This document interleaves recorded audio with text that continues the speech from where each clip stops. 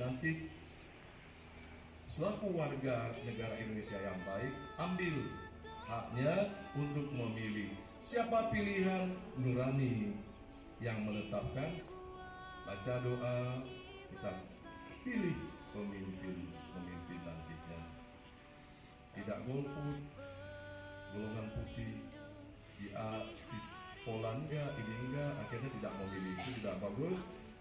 Kan jutaan suara, apa artilah satu suara? Satu suara sangat bermanfaat untuk kita memilih pemimpin yang akan datang.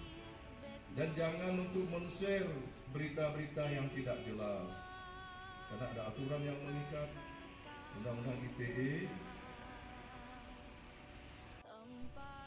untuk memberikan nilai kebangsaan kepada generasi muda. Alhamdulillah. Likey